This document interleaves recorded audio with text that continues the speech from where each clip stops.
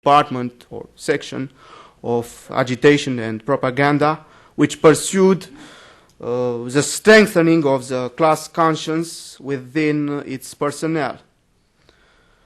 This subsidiary agitprops regularly informed the central agitprop, warning of the danger represented by the heretical ideological trends and hostile attitudes showed within different unions, universities, theaters, and so on. Consequently, the agitation and propaganda department was compelled to check and analyze these signings and to offer the needed guidance. For example, in the summer of 1952, a team of agitprop instructors descended in Cluj, a Transylvanian multinational town inhabited both by Romanians and Hungarians, where the communist activists tracked down a display of wrong political views, but also nationalistic and chauvinist positions among the students of the two nationalities. During this type of inspection, the ideological team fished for information from local party leadership and university professors, students, and set up a decision after holding few meetings with the end of analyzing the political errors. Ever since the autumn of 1944, the Romanian communists showed a particular interest both for the visual propaganda as part of the political battle against its enemies for winning the painters and sculptors' favor in order to strengthen the so-called National Democratic Front, a pro-communist coalition of parties. This subtle initiative of headhunting felt especially within the competence of two avant-gardist sympathizers of Romanian Communist Party, M.H. Maxi and Jules Perahim, a graphic artist who took refuge in the USSR during World War II and returned in Romania with the Red Army. The main task of Maxi was to determine an affable attitude of the salient representatives of the fine arts towards RCP. According to art historian Radu Bogdan, Maxi succeeded very quickly to do his duty because during those years, 1945, 1946, the Communist Party did not exert censorial pressure on the artistic works. The party representatives were satisfied both with their position of person who gave a piece of advice with benign critical allusions and with the privilege of demanding artists a thematic approach of the present. In general, the most famous painters and sculptors, the non-avant-garde artists, adapted with the new regime, and among their reasons for such a modus vivendi was a fear of an abusive and tendentious enforce the law regarding the purge of administration promulgated by the Groza government on March 1945 in order to eliminate the fascist elements from the public offices. And Bogdan Iacob will talk about the fascist past of some intellectuals and artists and its consequences after 1945. In conclusion, the propaganda and agitation department emerged when the Zhdanovщина was at the highest point and few artists resisted compromises with the party propaganda and forced mobilization techniques. RCP agitprop focused on specific ideological tasks regarding cultural sphere, such as eliminating and annihilating reluctant intellectuals and transforming the creative unions. In general, the intellectuals and artists accustomed themselves to the communist regime, thus in 1948 survived an unimportant refractory minority of writers and scholars who rejected the professional enrollment with ideological ends. Thank you. Thank you very much, Bogdan Jakub.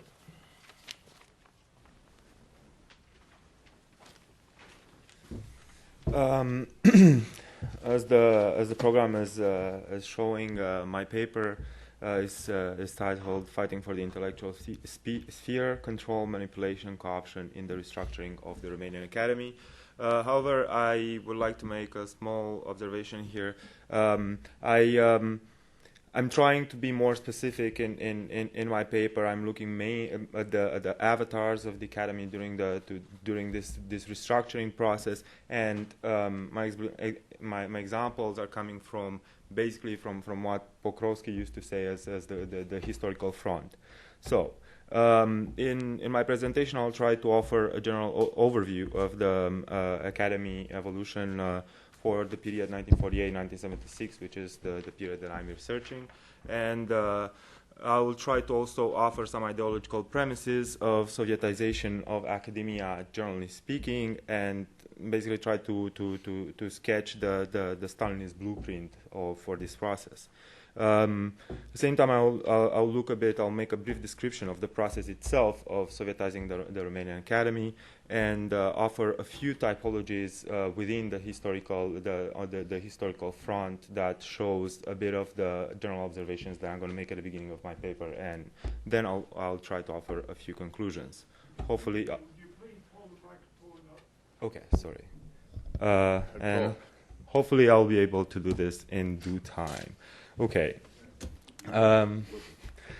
The starting point of the institutionalization and centralization of history production in Romania is obviously the year 1948, when the Academy became an enormous institution with several sections, all covering the recognized sciences, history included.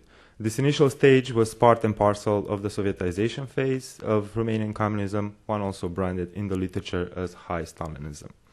The Academy was to become the pinnacle of a pyramidal system, an omnipotent institution, which aim was to bring science closer to life, according to the Soviet model, and to become a scientific plant. In Romanian, uzina științifică, and this is a very quite interesting choice of words by the General Secretary of the Academy in 1949, Gheorghe Nicolau. However, a closer look at this institution's development throughout the communist period shows a much more complicated picture, as periods of reorganization generated alternative functionalities and roles for the Academy and its institutes of history production. The Academy will become one of the crucial areas of the ups and downs of the continuity change process under communism in Romania. It was to become among the first spaces of an upswing towards a national turn, which also for extended periods of time being the hub of historical synthesis and of historians' aggregation, particularly through the research institute. I will first analyze the blueprint upon the Academy and so on and so forth. The 1948-1976 period represents, in my opinion, a cycle during which the institutional transfers from the Soviet Union gradually became more and more intertwined with the recuperation of the local academies' traditions of science organization. By 1976, the Romanian planning of science under communism generated a hybrid organizational framework. As Professor Tismaneau also mentioned, this process of hybridization between nationalism, nationalist traditions, and the symbolic usage of the nation, and the Stalinist organizational blueprint. And also David Brandenberger is noticing the same development in the Soviet Union. So this organizational framework was based on a three-tier model, but with distribution of responsibilities and benefits sharply different from the initial starting point, which was 1948. At the end of the cycle, the Academy regained an honorary role, one, however, based now on prestige rather than on coordination and of planning of science, as it initially started in 1948. At the same time, the university's productive and symbolic functions were rejuvenated as compared to late 1940s and early 1950s. Most of the 60s being what some of the authors and some of the authors who wrote some memoirs on the period, people like Florin Constantiniu, David Prodan, etc. So historians who were part of and some of them are still part of the historical section of the Academy even nowadays.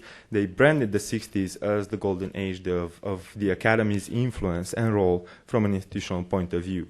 The research institutes by mid-70s were already drifting more and more, in the 70s were already drifting more and more toward the latter's area of influence, so the universities' area of influence, by the beginning of the third decade of state socialism, while simultaneously the academy and the academic structures, and especially the historical front, was encountering new forms of close supervision by various sectors of the party state, the Central Committee, or the Ministry of Education. This last form of organization was officialized by the 1970 reform of the academy structures, which was to open a new period of ideological militantism, strangely mixed with continuous recuperation and representation of tradition. Turning to the second part of my presentation, the original Humboldtian idea behind the creation of a system of Hilfs Institute was to set up a three-tier structure of higher education: the academy, the university, and the research institutes. State-supported centers of fundamental research were independent from the academy, while the universities would continue their modern role of Lehenstrahlten institutes of higher education. The intention of the initiators of the Kaiser Wilhelm scheme, people such as Adolf Harnack or Rudolf Valentini, was to safeguard science from the effects of mass education, while also keeping the Prussian Academy of Sciences as an honorary institution freed from state bureaucracy and control. However, this model is taken over in the Soviet Union, but with a slight change and very important change. The Soviet leadership and the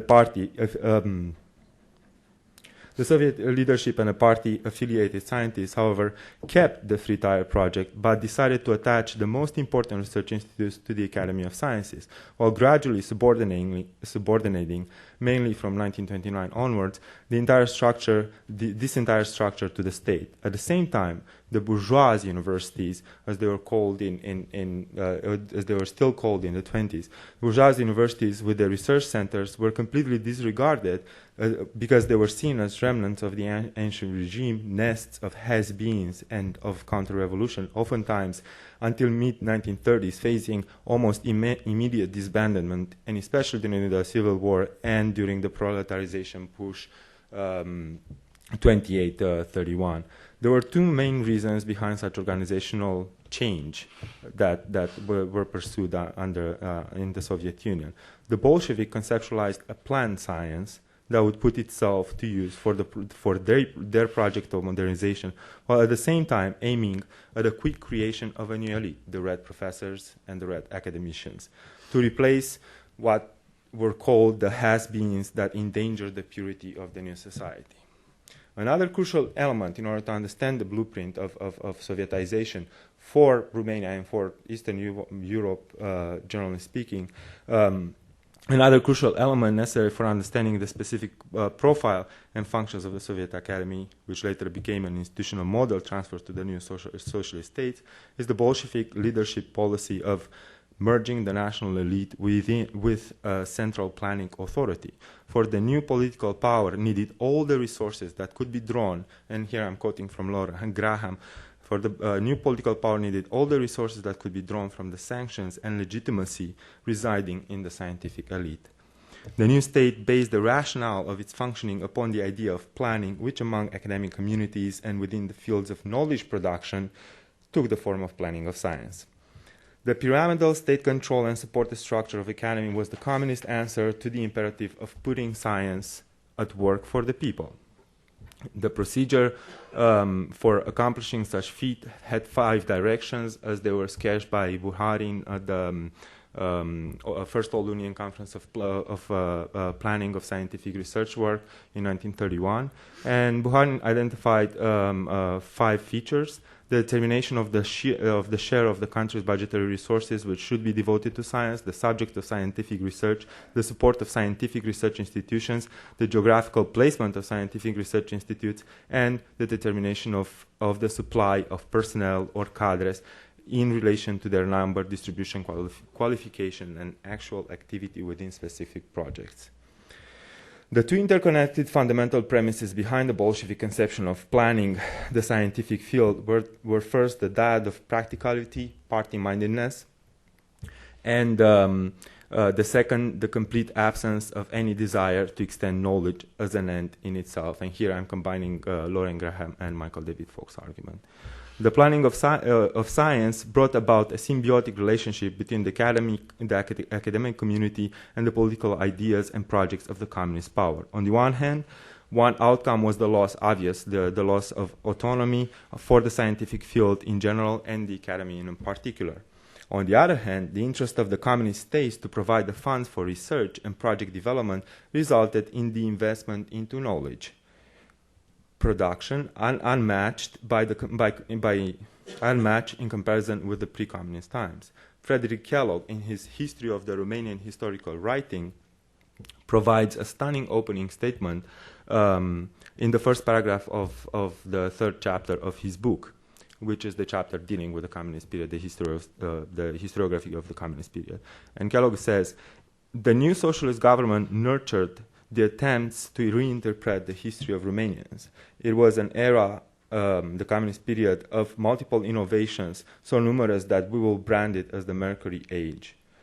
Kellogg does not overlook the ideological implications of a new period of historical writing, but he nevertheless points to the full involvement of the state in promoting history production as a sector of planned science.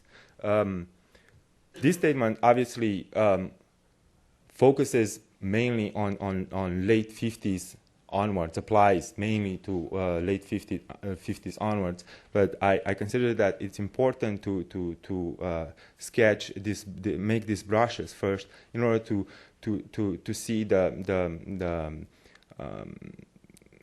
contrast between the 48-53 period, 48, let's say 55 period, and then what happened in 55 onwards, and exactly as I was mentioning in my paper previously, these alternatives that appear, this interplay between repression and reproduction, as I will further mention in my paper. The main conclusion from the above description of the Soviet vision of planned science serving the state as the essential presupposition behind the specific higher education and research structure created within the academy at the top is that along the path of the thought and policy process, a communion of interests between the political and academic elites was born, or obviously was not born 48-53, but within the seeds of the restructuring of the academy, within the Stalinist blueprint, there is the potentiality for this communion, which in the Romanian case and the Bulgarian case, the Albanian case, becomes most obvious because the academy itself becomes a section highly involved in the reproduction of main trend legitimacy discourses.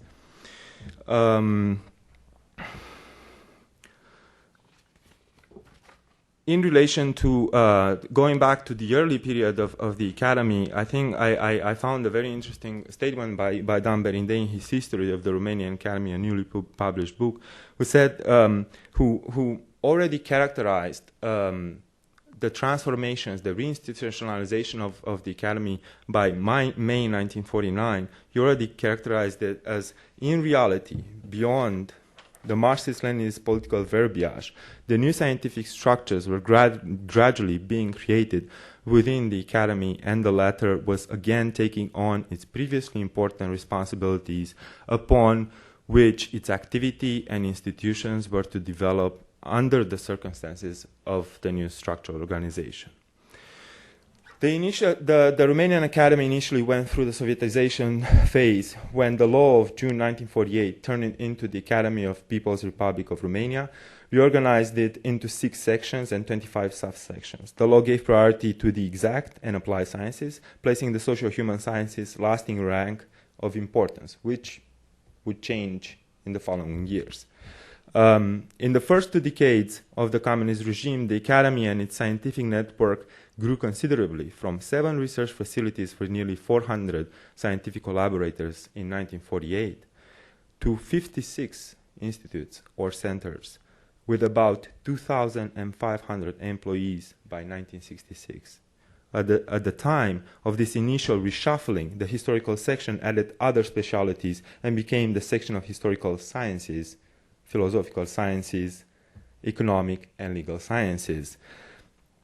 And this title of it lasted until 1965, when it reverted to the name of historical section. In 1949, the section began to direct subordinate research institutes, such as those of history and those of archaeology in Bucharest, Iași, and Cluj, to which the Institute of Southeastern European Studies was later added at the beginning of the 60s.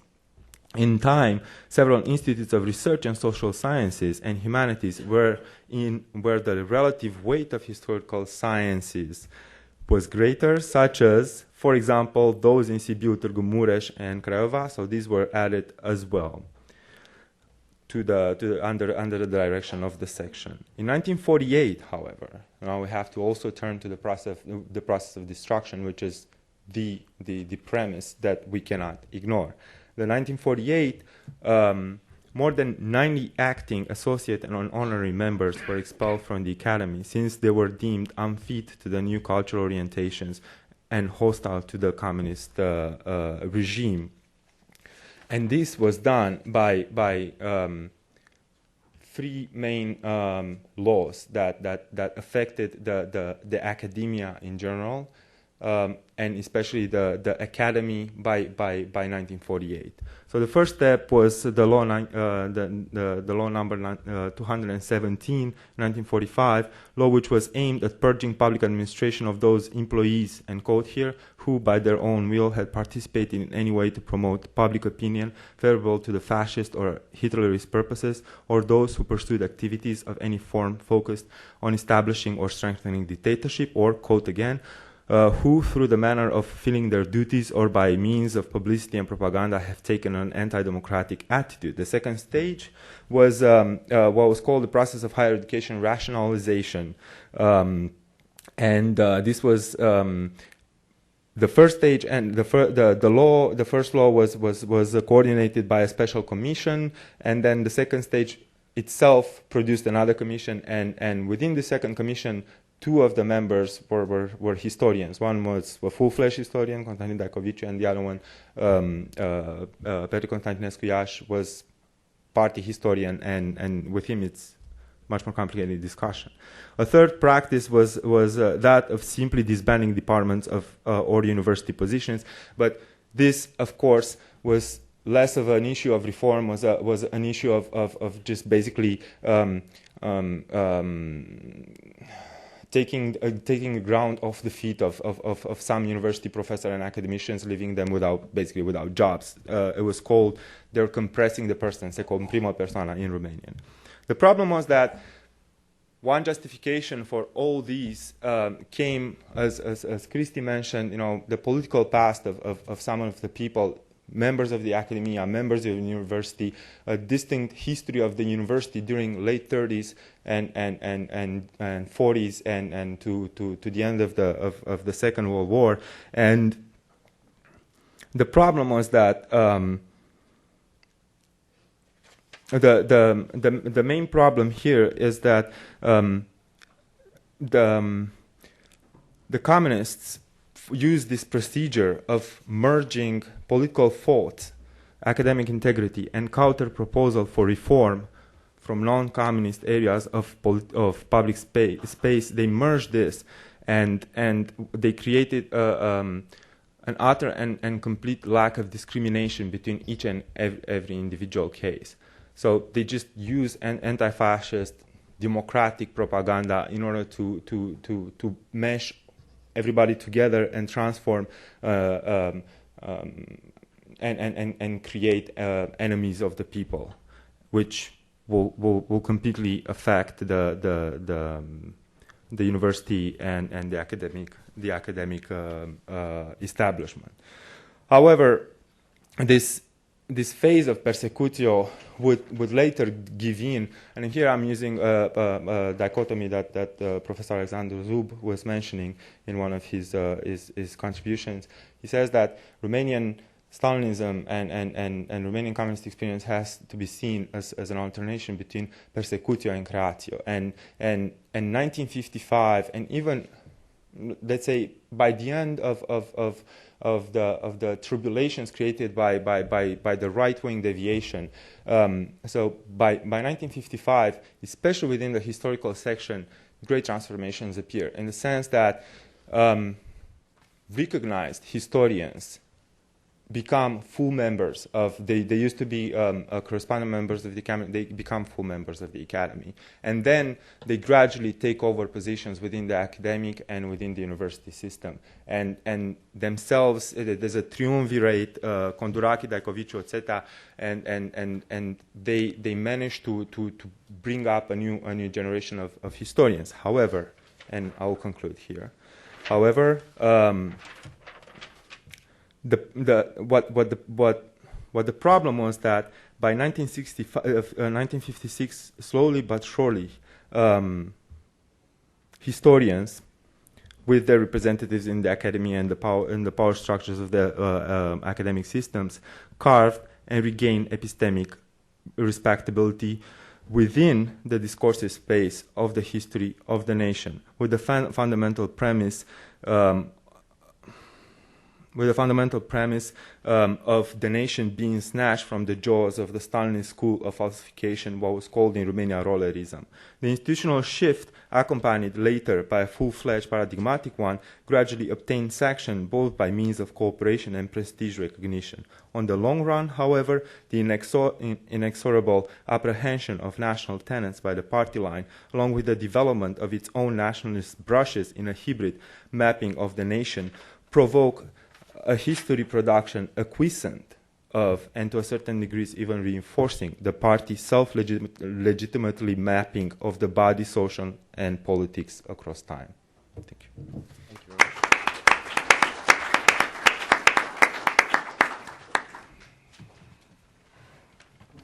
Well, thanks very much to all of our participants. I have to put on my discussant hat now, and I do want to make sure that we have plenty of time for discussion with folks from the audience, because these are very empirically rich papers, but they're also quite conceptually rich and in some instances really quite innovative. So I want to make sure we have plenty of time for that. But by way of easing into our discussion, let me just make a few points of observation about the papers, and I will try to bring out some common themes rather than go paper by paper, as it were. Ken Jowett said that 3 was a good Christian number this morning. Then John Connolly went on to say 7 was a good Christian number in terms of the number of points that one might have in a presentation. I'm going to have 4, so I think that makes me a Buddhist, actually. But in any case, first point has to do with continuities and discontinuities when we think about how we understand the Stalinist period, whatever that period happens to be in the case of East Central Europe. Bradley Abrams, for example, calls our attention in the instance of the Czech case to the enthusiasm for social change that attended Czechoslovak politics after the end of the Second World War. That is, a great desire for thoroughgoing, fundamental social change that took the form, in many instances, of social democracy as both an ideology and as a political program that came out of course, the history of the left in Czechoslovakia from even before the period of the war itself, a real continuity that stretched across that divide. Bogdan Jakob similarly asks us to turn our attention to the national turn in history writing and in the organization even of planned science after the wars. A portion of the presentation that I think you had to skip over a little bit toward the end, but it's gone into in great detail in the paper itself. I find this really interesting and encouraging for a couple of reasons. One, it asks us to sort of think outside of boxes. It is the case that if one looks at the historiographies of not only the various countries of East Central Europe, but also the period stretching from roughly the end of the First World War through the early 1950s, we're talking about three really very distinct kinds of literatures times distinct literatures in each of those countries. So you're talking about lots of different boxes into which you can put any particular research project. The literature on the interwar period, Holly Case and I were talking about this over lunch, history of the interwar period is very separate from the period of the war, which is in turn separate from the historiography of the post-war period. It encourages us to look for discontinuities rather than continuities. However, again, as Ken Jowett observed this morning, Stalinism as a phenomenon, quite apart from its being an ideology and so on, but as an historical phenomenon, was odd in that it, in fact, reshaped and reinforced the very societies that it aimed to destroy. And I'm just quoting Ken Jowett from this morning. And that makes it, as an ideology, as a product, as an historical period, something that is in many ways unique and worth studying on its own terms. Speaking again about this discontinuity-continuity divide, the discontinuities might be rather obvious, and it's perhaps for that reason that the historiography has tended to focus on those. You have a whole set of new cadres that come into power, often in the most violent possible means. The creation of the Gilas new class, one of the fundamental components of the way we understand this period. A focus on the workers instead of on the peasants, so that the worker becomes the quintessential ideal of the nations of East Central Europe rather than the peasant of the past. A focus on planned science, seeing science and academic work and history writing and literature and art as being something that could be subject to planning in the same sense that building a dam or building a new factory could be subject to planning. But there are also important continuities that I think these papers ask us to focus on. The countryside, which is something that is mentioned occasionally in some of the papers, seems to me to be one of those critical elements of the Stalinist period that we sometimes leave out. It was a locus of experimentation across East Central Europe in both the interwar period and during the war and in the post-war period. The idea of the peasant as laboratory, the village as laboratory, the countryside as laboratory. One of the great ironies, in fact, of this period, given the cult of urbanity within Stalinism, the fact that, in fact, that the village, in a rather different way, continued, although in a rather different form, its cult-like status even across the pre-communist divide. The eruption of lots of new classes, and we see this in particular in the papers by Christian Vasile and Bogdan Yakub, the emergence of new classes and new kinds of interests. I don't mean classes in strict sort of Marxist economic terms, but new groups of people within state institutions, even those that sometimes in the historiography of East Central Europe have received less attention. Universities, academies of sciences, and so on. Which is in many ways a continuity with the interwar period. The interwar period was about social transformation. It's something that we really forget. One sees that, of course, in particular in the Romanian case. We know from the work of Irina Livizanu and so forth how incredibly disruptive this period was in social terms. The same kind of thing seems to be going on after the war, of course. Science in service of the state. Planned science may be a new thing, but the idea that science, literature, art, demographics, all of these kinds of academic fields should serve the state is, of course, nothing terribly new in the late 1940s and early 1950s. It simply takes a rather different form.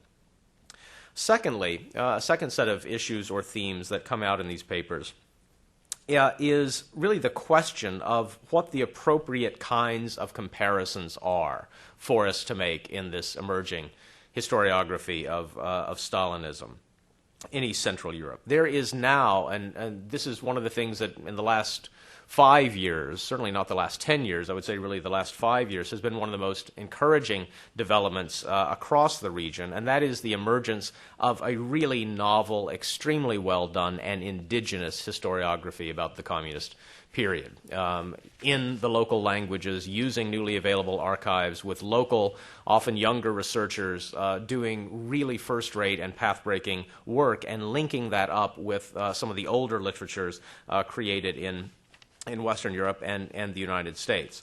One, I think, the Romanian case I know best, but one a few years ago could not have imagined the wealth of work that is coming out based on new archival documents and created by indigenous researchers themselves. The advantage of that is obvious. It makes part of the national historiography a period that many would rather see as fundamentally foreign to the national historiographies of all of the states concerned. On the other hand, it can have the tendency, if we're not careful, to put the Stalinist period and indeed the entire communist period into one of those aforementioned boxes that I was sort of talking about, to periodize very carefully and then not to look beyond the bounds of one's own linguistic group or one's own national group or one's own country, if you like. The papers, however, I think are urging us to go beyond that and to think much more comparatively, even those that are about very deep understandings of particular cases or particular sets of issues. In Cristi Vasilei's paper, we have a focus on the Romanian propaganda department, and in fact, its comparison in many ways to early Soviet cultural policy. And I found this really quite innovative. I was taken aback by it to begin with, and I thought this can't possibly be right. Is Mezincescu really Lunacharsky, and should we really be thinking in those terms? On the other hand, I thought, well, that's a rather innovative way to do it, and I think this may pull out some comparisons that would really be worth making, because it asks us, just as a kind of research question, to what extent were in East Central Europe indigenous communist elites, not at the very top, but 2 or 3 levels down, did they think they were engaged in the same kind of cultural, social project that early Soviet planners thought that they were engaged in? And that's a terribly interesting research question. Once again, in Bogdan Yakov's paper, the focus on planned science and the early Soviet model of cultural and educational and scientific planning, and the degree to which this, in the minds of local Romanian authorities themselves, really did perhaps serve as a model. The third point is a request, if you like, in the papers that we turn a lot of our attention to domestic politics, to the power of domestic politics. It's often the case that in an older literature on the Stalinist period, it was really all about high international politics. In a slightly younger literature, it's really about very, very high politics, but domestic politics. All of these papers are asking us in one way or another to go down a couple of levels in the domestic politics of all of the countries concerned and try to understand the domestic origins of Stalinism. An idea that I think for historians of other regions or other periods might in some ways seem like the obvious thing to do, but in the study, I think, of East Central Europe, it's often quite painful thing to do. To understand the domestic and local dimensions of one of the nastiest periods in the modern history of the region. Stoyanovic's paper, which has wonderful conceptual asides and wonderful footnotes in it, I would encourage you to look at the footnotes even beyond the one that he read to you. Focuses, as he said, on the idea of Stalinist anti-Stalinism and the way in which the domestic and international spheres came together for uniquely domestic Yugoslav reasons. Bradley Abrams focusing again on in one of the sections of the paper, the relationship between Czechs and Slovaks as conditioning the road to Stalinism. The multinational dimensions of this could certainly be brought out as he does in the paper. But what do we really mean by domestic politics and domestic dimensions? Well, I think the papers overall point to 2 senses in which we want to be domesticated, as it were. One is the domestic structural conditions that attended the advent of Stalinism across the region. Let me give you one example of that that comes out most importantly, I think, in the Abrams paper.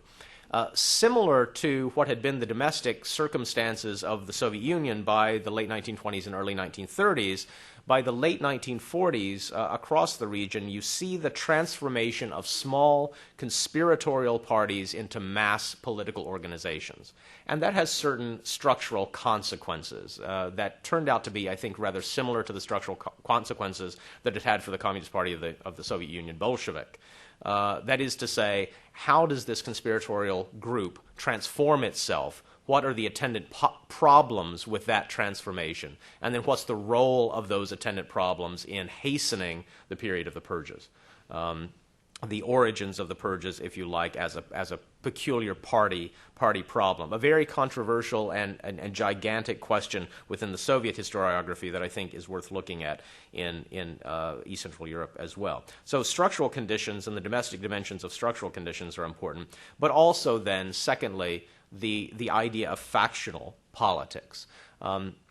It has long been the case that we've talked about factions in the late 1940s and early 50s, but it was often the case that those factions were represented by either the Moscow communists or the home communists, and that's the kind of factionalism that we often talked about. These papers, however, urge us to do what I think one has seen in in Soviet historiography for some time, that is to really look at factionalism at all levels and to look at the way in which interests within individual institutions, the academies of sciences, for example, the way in which factionalism at that local micro level linked up with high factionalism at the high political level.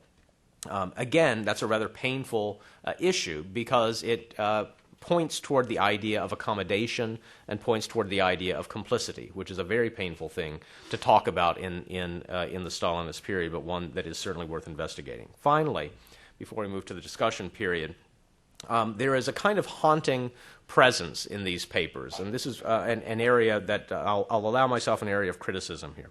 A haunting presence, and that's sort of the ghost of Hugh Seton Watson, a very venerable ghost, but one that may be worth exercising in some sense. Hugh Seton Watson, I think, pushed us into thinking about the Stalinist period in terms of stages.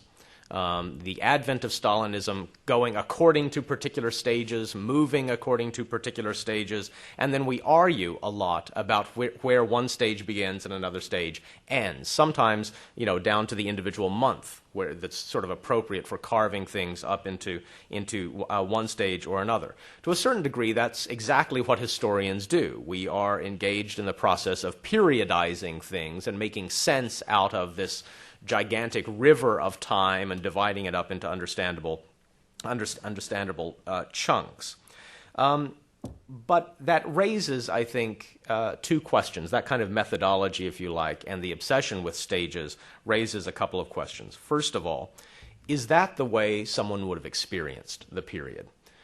Probably not. The idea of moving from one discrete element of Stalinization to another discrete element, or from one particular chronological period to another, would certainly not have made much sense, I think, to individuals at the time, except perhaps at the highest political levels, where that might have looked like what was happening. But on the ground, is that really the case? Secondly, if you take the Seton-Watson periodization reasonably seriously, or at least the idea of periodizing, stages as an idea has, it seems to me, a kind of implicit valuation at its core. It's really a story about how a government became less and less legitimate, how a form of government became less and less legitimate. And of course, if you look at Seton-Watson's labels for the various stages, you get bogus coalition. Well, that's a pretty illegitimate term. So what that does, though, it seems to me, is distance the idea of Stalinism and the Stalinist period from the national historiographies of the countries concerned. Understanding Stalinism in East Central Europe really ought to be about understanding a discrete period in the national histories of each of the states of the region, in addition to being a cross-national and comparative kind of project. Many of you will be familiar with the degree to which this has been a subject of some debate over the last year or so in Romania, the extent to which the communist period can be, should be, ought to be incorporated somehow into a national narrative about Romania's history. Has been as painful in Romania as it has been anywhere else, not least in Poland, for example. But it seems to me that the methodology, if you like, of focusing on stages implicitly asks us to take it outside of a national historiography, and I wonder if that is really the best way of proceeding. I'll stop there and open it up to your questions and comments. Please keep your questions relatively brief. Please do make them questions if you can, and direct them to one or more of the people on the stage. Please do also identify yourself, if you wouldn't mind, and make sure you use the microphone. Yes, Raul Kohlberg, local researcher. I'd like to sort of follow up on the suggestion that's related to the periodization thing and invite any of the panel, and include the gentleman who put the idea forward, of how much of this would have been, of Stalinism, was ever a consciously thought out thing. In other words, did anybody else ever sit down and think through these things, or were there random acts, shall we say, that ended up with the package that we now call Stalinism? What was the intellectual origins of Stalin, is what I think I may mean at here. Let's say, if you don't mind, let's take 3 questions because we're running short on time, and then we'll sort of collect some more. Yes, Bart Kaminsky, University of Maryland. I have a question to Bradley Abrams. I think that self-service in terms of self-inflicting communists is a very interesting concept. In this, I mean, concerning that, I would like you to say a couple of words. Number one, why President Benes decided to cut the part of the political spectrum. Was it in anticipation that Stalin would like to see it? Number two, was he in a position really to introduce a decree nationalizing industry and banking sector? And related to that, in what ways this was a different type of decisions than we had in England at the time, I mean, after government nationalization. And last but not least, but I think it's relevant, sort of a question from a Slovak perspective. Was really Czechoslovakia a Western democracy in the interwar period? And the last one, to what extent you would change your analysis if you focus solely on Czechs and left Slovaks alone? Mm-hmm. John Connolly, and then we'll give the participants a chance to respond. Just a question for Christian. I was wondering, when you were talking about the attempts by the Romanian Communist Party to spread a new culture into society, whether it also encountered a linguistic barrier, namely of Hungarian, when entering the Transylvanian regions, and how it dealt with that. I mean, was it not a problem to engage Romanian-Hungarian communist activists in this project, or was there some possibility there for local resistance to an imposition of what was perhaps viewed as non-native culture? Do you understand the question?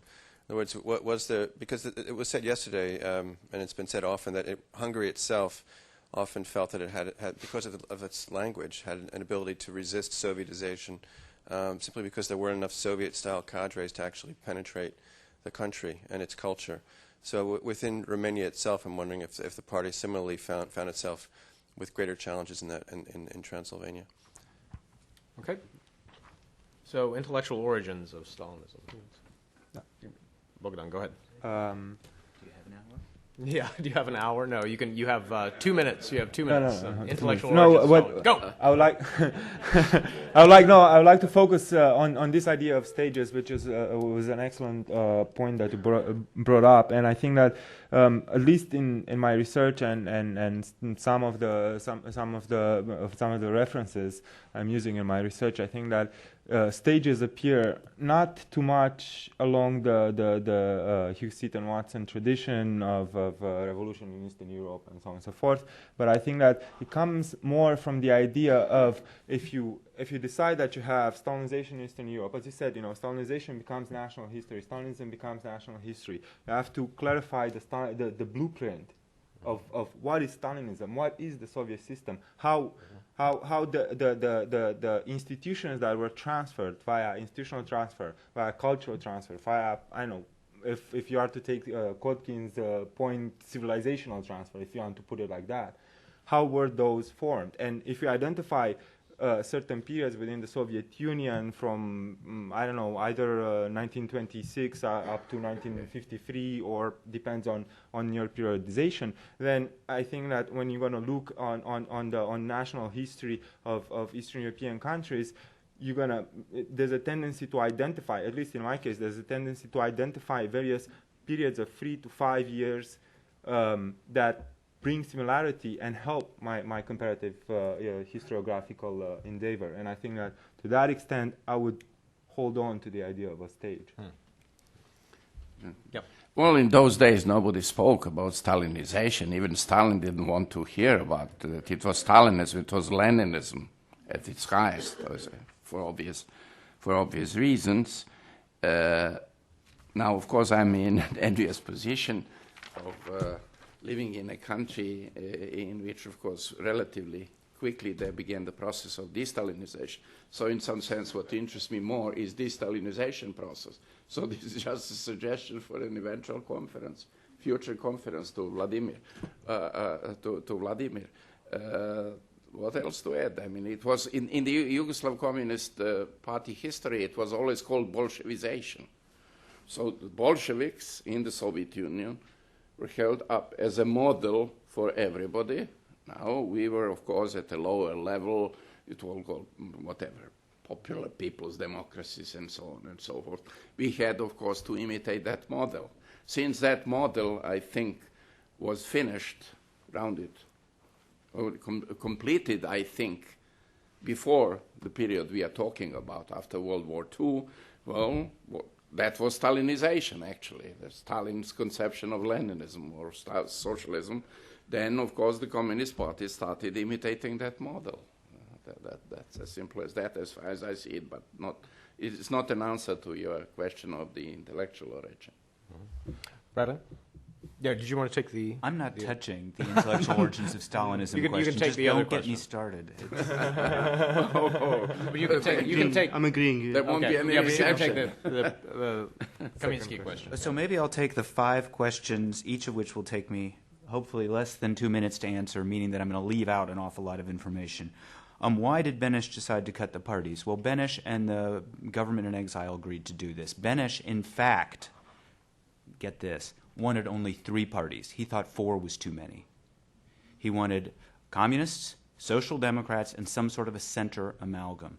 The main reason that I think he wanted to do this was, first of all, to punish the parties that he had seen as he saw as collaborating during the Protectorate, partly because of the fractiousness of the parliament, although I think he could have just raised the hurdle for parliamentary entry, and partly because he wanted this socializing democracy.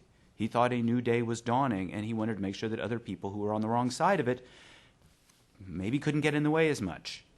The nationalizing degree, why was he able to do it? Again, it has to do with the council, and this relates to the England question. I mean, I make this point, I think, in my book, that the left is resurgent everywhere, right? And planning is not at all a necessarily bad idea, particularly in places that need reconstruction from wartime destruction. Czechoslovakia was relatively less damaged than, say, Yugoslavia or Poland, but relatively more damaged than some other places. So there was room for some kind of planning and state intervention in several aspects of social, associational, and so on life. Was Czechoslovakia a Western democracy in the interwar years?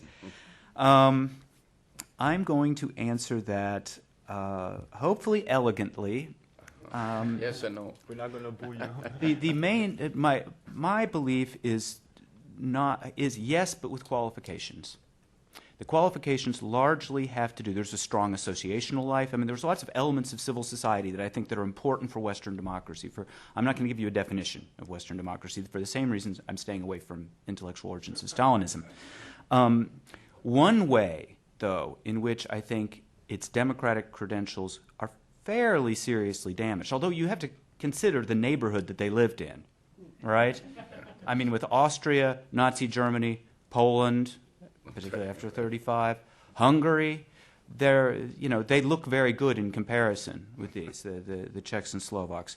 But the institution of the Pětka, which was a group of the leading parties that would get together, essentially in smoky back rooms, although I don't know if they were smoky, I'm just imagining that part, and decide on what bills to put forward to Parliament. This became an overly broad coalition, such that if one member didn't go along, one of the smaller members, then the bill could still be passed. During the interwar years, to my knowledge, no bill put forward before the Parliament ever failed. And I think that's because a lot of this made it, in some ways, a managed democracy, but also in some ways, this was a way of just sort of caucusing and getting things done relatively efficiently. There were also several caretaker governments that did more or less the same thing in between elections. If only Czechs. Well, my book about the 45 to 48 period only deals really with the Czechs, because the Slovak situation is considerably different. The wartime experience is considerably different. The experience of Munich is considerably different. The book would be very different if I wrote a Slovak companion volume. One point that I would make, though, and I sort of touched on it in my talk and only touched on it in my paper, or maybe 2 points very quickly. The first one is that the Slovaks, in my view, were in many ways dragged kicking and screaming into communism. They did not want communism.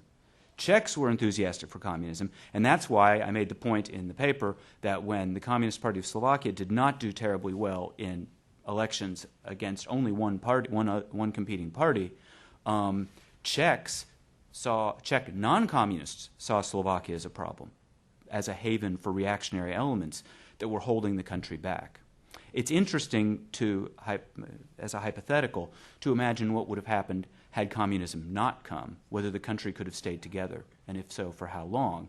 Or switch the two, have the Slovaks be enthusiastic for radical socialism, let's say, and the Czechs not. Could the country have split and a Cold War boundary be drawn somewhere else? I don't intend to answer these, but I'm just trying to point out the magnitude of the difference between the two parts of the country. Christy? Yeah. It is true that in the countryside, in Transylvania especially, there was an overrepresentation of the Romanian Hungarian activists within the personnel of the agitprop, and there were frequent accusations coming from the Romanian patriots that the Hungarians adapted more quickly to communism. But I think that the opportunism and the spread of the message of the agitprop was assumed both by Romanians and Hungarians. Okay, I'm told by the organizers that we are supposed to have a 10-minute break before the next session. So when should we conclude? There's something session. What? Okay, maybe two more questions. Yeah. Okay. Thanks. Just right here. Yeah. 45, 10 minutes. That's right. Yeah. Two brief but wholly unrelated questions for Professor Abrams. To what extent did the Munich Pact turn the Czechoslovakia, especially the Czech portion, away from the West? Was this a key element of their post-war thinking? And no one has mentioned the relationship between one national communist party and another in the region. Did people work together in a Stalinization program, cite experiences across the border, or was that simply not done at the time? Okay, and one more if we have it from the floor. Yeah, Mark Kramer in the back. This question's for Bogdan. Can you comment a bit, Bogdan, about it? It may be in your paper, but I haven't seen it. So, is the distinctions between different fields, certain fields that were politically more sensitive and also tended to be much more heavily affected by Stalinization? You know, for example, what we would call politics or political science or history or economics or law, as compared to, say, chemistry, mathematics, and the like. And I'm thinking in particular because toward the end you use the concept of epistemic communities, which I think is a good one to think about here, but particularly in these instances, some of those fields, the epistemic communities, were confined entirely to the Soviet bloc because the outside scholars didn't pursue that field of study that way. Okay. Yep. On Munich. On Munich, yes. Very, very much so. As a matter of fact, I have a quote in one of the chapters in my book. It's called The Struggle for the Soul of the Nation, deals with Munich and the experience of the Second World War. There are entire books. There's a book written by a Czech emigre living in Canada called, translated, it's in Czech, sorry, The Munich Complex. And it deals with Munich and how it's affected the structures of Czech thinking, both political thinking and just thinking about the West and all of these kinds of things.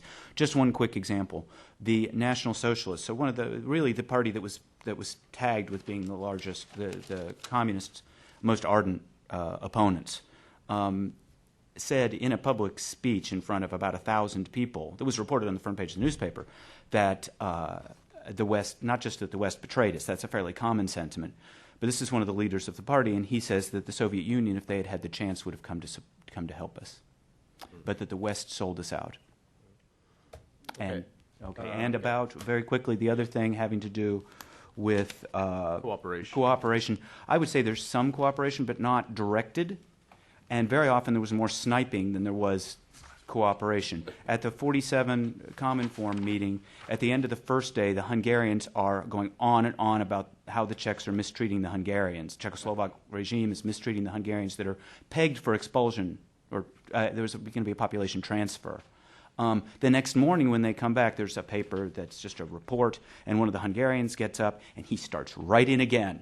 And finally, he gets cut off by Zhdanov, I think, and we'll have no more of that. And still, later on, in the middle, they sneak in these little things. So there's as much sniping as there is cooperation, I think. Mm-hmm. Last word to Bogdan Jakub. Okay. In the first, what I didn't get to mention in my presentation was the fact that the transformation of the academy from the Romanian Academy into the Popular Republic Academy was done by means of, and again this is the Soviet model, by means of transforming the sections of the academy which were covering natural sciences, so hardcore sciences, instrumentalizing the scientific part, the natural scientific part, against the historical section, the literature, philology, juridical, economics, so on and so forth. And so, first of all, this is one issue in terms of who has the upper hand in the process of Sovietization of the academia. Of course, the natural sciences, because this is the model of institutionalizing communist type of academia. At the same time, those three laws that I was mentioning, I hinted to that. I didn't manage to emphasize it. Two of them were targeting mainly university professors. And the university professors who were targeted were mainly from humanities. And what happened was that by the end of the implementation of these laws, 30% of the pre-1945 academia were still teaching philosophy, 23% philology, 35% law, and only approximately 60% history. And of course, among from this body of academics, some of them and most important names were part of the pre-communist academia, and most of them were purged. A lot of them are going to be rehabilitated by the end of 50s and especially in the 60s, and 1974 elections and 1975 and 76 speeches of welcoming the new members in the academia are going to emphasize the tradition of the very people that were purged in the 48-53 period. And in relation to the epistemic communities, well, I fully agree with you. This is the interesting thing, and that's why, in my ways, I was trying to emphasize this funny coinage of the section for historical sciences. You know, because history was seen as science, and history was to be planned because you were planning science there, and history was put to the advantage and was about to come to the aid of the general cultural project of enlightenment and modernity that the Romanian Communist Party was trying to implement in the country. So that's why I'm using epistemic communities. That's why I'm using in my paper paradigmatic change. I'm still sucking a bit from the wealth of Thomas Kuhn argument, because it does apply to and Robert Marcui has a similar approach for Soviet Union. Okay, thanks very much to all of our presenters for a really interesting panel. Thank you. Let us take a 7-minute break, if you like, so we'll reconvene at 10 to 5. 10 to 5, okay? Oh, okay.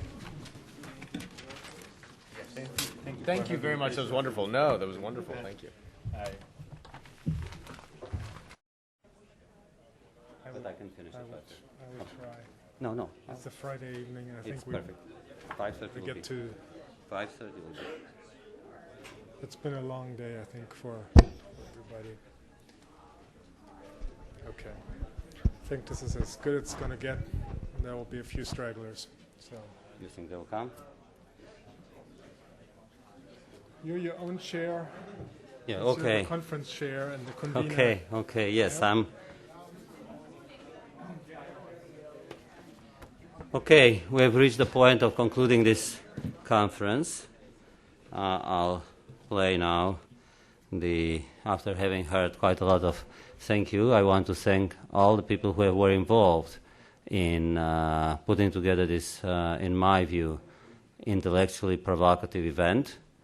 I think that, regarding a remark that I heard earlier from a distinguished participant, that's a daunting task for the editors of this volume, i.e. for me, to deal with the heterogeneity and the multiplicity of viewpoints that we heard.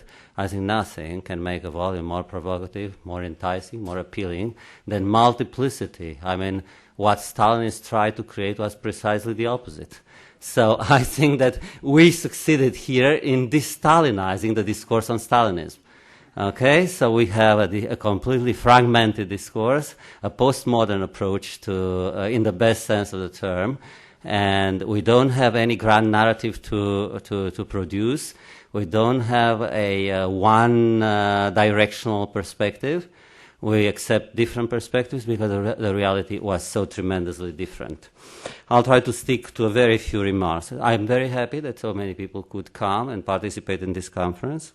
I welcome all our friends who have been here, and I know that I want to thank Radio Romania for having mentioned this. I know already that Ken Jowitt's presentation was heard in Romania, thanks to the wonderful globalized facilities of the Woodrow Wilson International Center for Scholars. And the conference, I'm sure, will have a very important impact. For the final report of the Presidential Commission, I would say the same thing about the volume we'll try to put together as a result of this. It's not the ultimate knowledge on Stalinism. We do not pretend to produce a volume that's going to give the final knowledge on Stalinism. It's a group of human beings who are reflecting on a reality that impacted in a very, very painful way on millions of people. I do believe that dealing with these issues, and I was particularly impressed, I want to say, that I felt her emotion while presenting her paper. I singled her out, but that doesn't mean that I was not impressed with other papers, but I was particularly moved by Katya Nikola's presentation. I felt when she spoke that she was losing her breath, because she was speaking about the reality of violence, brutality, terror, and repression that was indeed characteristic for what Istvan Deák wrote in his introduction to Tzvetan Todorov's collection of essays about the concentration camps, about concentration camps being the absolute disgrace of the 20th century, the shame of our age. If Tzvetan Todorov is not ashamed to use this word, I see no reason for us to be ashamed. As one great historian once said, things that people have made with passion, about things that people have made with passion, it's very hard to write about them dispassionately. It is very hard to deal with these realities in a kind of aloof, inquisitive, the same way I would write about, I don't know, the Bernoulli box or something like that. I think that, so I'll try to give a few comments on the conference while thanking again the wonderful organizers and supporters of this event from my own school. I'll start because Bart is here and Karol was here, and we had support from our wonderful grad students and undergrad students who are here. University of Maryland. I want to thank, obviously, the Romanian Embassy, Woodrow Wilson International Center for Scholars Project, Cold War International Project, and Georgetown University, both Department of Government and the Center for European and Eurasian Studies. This is the beginning of a very important thing, and I want to assure you that we'll do it, as they say, against all odds. We've done it, we have the intellectual resources, and we want to place Romania on the map, on the intellectual map of Washington, D.C., i.e. the United States, with its great contingent of young historians, political scientists, specialists in humanities. And I want to thank my colleagues in humanities in the United States, where I've been teaching since 1985 at Allery Burst Institution at the University of Pennsylvania, and then since 1990 at the University of Maryland, that so many of our colleagues who have no other connection but interest in Romania came to this event helping us in this endeavor. This is very important, and in coming to this conference you did not only offer a great service to the profession because of the topic, but you also, I think, provided a great service to the cause of democracy in Romania, and I want to thank you for that. I know that I'm speaking here not only on behalf of the most important sponsor of this event, which is the Romanian Cultural Institute, and I want to thank most wholeheartedly Mr. Horia Roman Batapievici and Mr. Mircea Mihaieș for having been so supportive of this idea. I want also to thank the Romanian Foreign Ministry that has been supportive. Minister Cioroianu is aware of the event that takes place here. Other people in Romania, I think, are perfectly aware, the president of the country and so on. This is an event that represents in its endeavor the best the Romanian democratic forces have to offer. Participation in dialogue, tolerance for diversity, deep knowledge of what's going on in academic profession, participation in, to use Bogdan Iakov's last reference point that Mark Kramer picked on, is to participate in the building of genuine and respectable epistemic communities. I hope Horia is not going to be unhappy with me, but that I'm going to disclose the title of his latest book, which is one of the bestsellers in Romania, like everything Horia Patapievici writes. Okay, so it's about ideas and how to translate blockages or something like that, where he says that the most important problem is a diagnosis. It's a revisiting of a very important article that the founder of modern Romanian literary criticism and modern Romanian aesthetic theory, Titu Maiorescu, who happened to be also a foreign minister, a prime minister in the 19th century. Somebody mentioned the name of Dobrogeanu Gherea here. They were the two towering figures from the conservative democratic, let's say, right, center-right, and Gherea was the towering figure from the left. Okay, Titu Maiorescu wrote an article which was published in, 1868, which was called În contra direcției de azi în cultura română, against the current direction in the Romanian culture. It was a short article. And what Horia did in his most recent book is revisiting, not Stalinism, but Titu Maiorescu's argument, and looking into what are the major ailments of the Romanian culture. Why is the Romanian culture unable I don't speak about individuals because Romanian culture obviously produced Mircea Eliade and Emil Cioran and Eugen Ionescu and so on and so forth. George Palade, who has a Nobel Prize in the United States, Andrei Șerban, who is one of the best theater directors in the United States. So we don't miss individuals. We speak about the great participation, in a way the Hungarian culture has done or the Polish culture has done. So what's missing? We have so many individual geniuses. What's happening with us in the dialogue? And is the absence of reflexive communities that take very seriously the international dialogue, the international flux of ideas. So I think that I did not betray the spirit of your book. Okay, so I summarized it correctly. Thank you. Okay, so I think that this is an effort to precisely, it is really, I agree with Ken Jowett, it is a fantastic opportunity for Romania to have been accepted, integrated into NATO, and to have been adopted by Western Europe. It is a unique opportunity. As Jowett said today, I agree, it's the best thing that has happened to Romania, and by the way, to all the countries in the region that are part of NATO and the European Union, is the best thing that has happened to them in 400 years. And for those who are, parts of the Ottoman Empire and so on, or annexed somehow of the Ottoman Empire, not to speak of the Polish history, not to speak, basically, we all go back to Kundera and we all revisit the famous argument from the tragedy of Central Europe. We are, our viewpoint in this part of the world, if I may quote, is the viewpoint of the victims and the outsiders. Suddenly, the Central Europe is not made up only of victims and outsiders. We are inside at this moment. Okay, and this is very important to be inside in the great dialogue of the epistemic communities of the world. The 21st century will be obviously about many things. Will be a century of revolutions, will be a century of counter-revolutions like probably the 20th century, and it's just a convention that we speak about a new century. In my view, we are still living in the 20th century in many, many respects. But it's going to be, precisely because of that, it's going to be a century where education is going to matter enormously and culture. If Dan Shiro, who is not with us, but he's a great friend of Romania and of the group who is here, is right, the revolutions of the 21st century would be driven fundamentally by moral and cultural causes.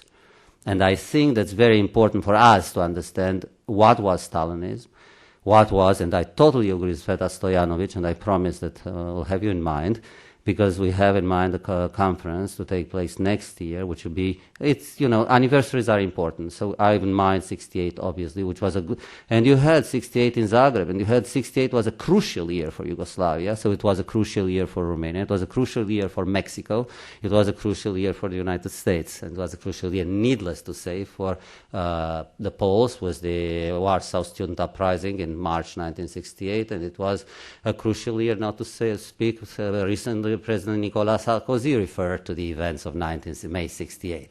So it's going to be celebrated or discussed or examined or explored everywhere, and it is our intention to have a major conference to take place in Washington, and with the great support of our friends and whoever else wants to help us would be great, and to have a conference on, let's call it, the spirit or the promises of 1968. Okay, so there will be, where the dialectics of what we talk about, Sveta, with you, with Agnes and other friends along the years, the dialectics of disenchantment, the road of people who, at a certain moment in their career, intellectual career, believed in the possibility of reformability of state socialism or Bolshevism or whatever, learned, like Adam Michnik so wonderfully put it, and I think it's the second time I quoted, there is no totalitarianism as a human face. There is only totalitarianism with broken teeth. So probably one of the great lessons of 1968 is this one, that the illusion of reconciling democracy and Leninism came to an end at that moment.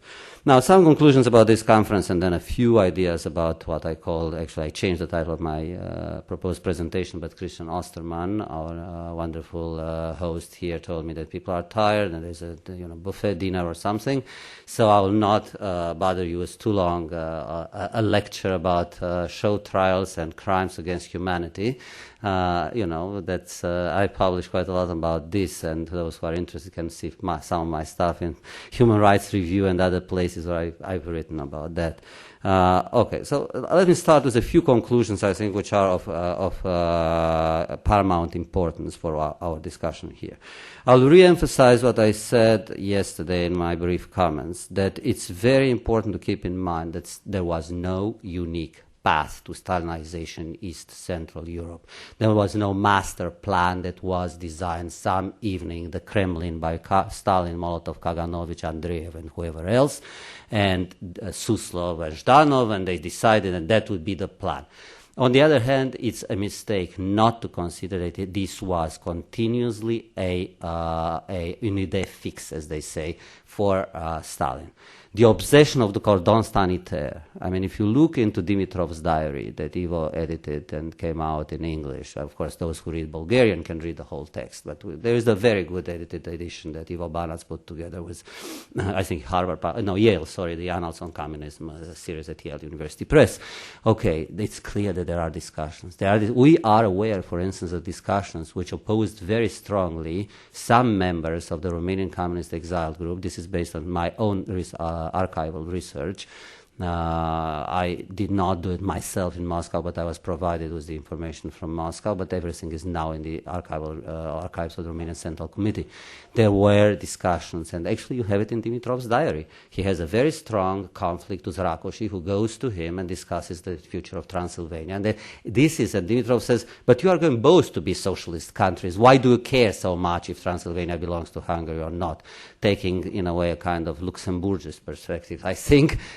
Okay, so who cares about, if Poland is, is part of the USSR or not, if it's a socialist country? So the plans were there. Also, we know, I'm sorry that I hope he feels well. Charles is not here, but Charles wrote a wonderful book, Moscow and the Soviet Bloc, Charles Gatti.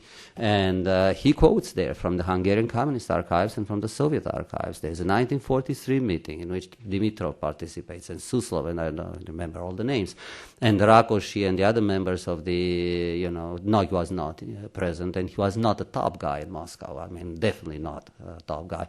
And so they discussed basically the plan for the Stalinization. They wouldn't call it as somebody put it. I mean, Svetozar said they would not call it.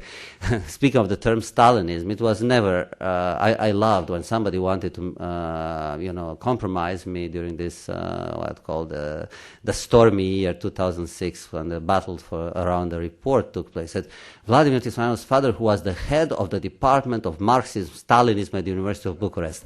Anybody in this room who knows anything about the history of communism knows that in no socialist so-called country ever existed something called the Department of Stalinism.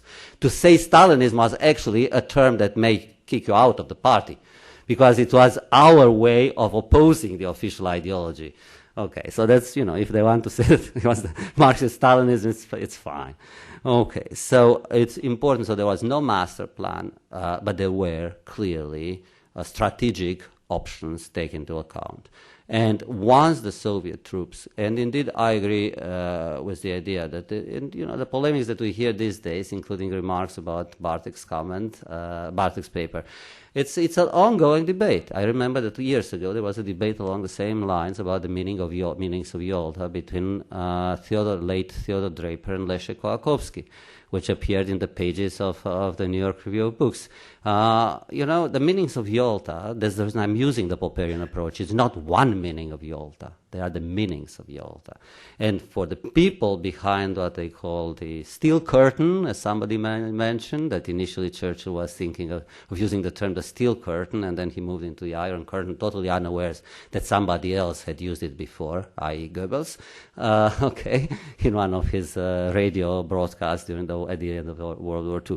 Anyway, for us, the meanings of Yalta are very different. That's the reason Agnes Helen Ferenc Fair put together a volume with the title From Yalta to Glasnost, because symbols do matter enormously, and for the East and Central Europeans, Charles, I think that's the way I would look into that. For East and Central Europeans, I totally agree, because Draper simply told Kołakowski, it's not Yalta, there was no betrayal at Yalta. The Soviet troops were on Polish territory.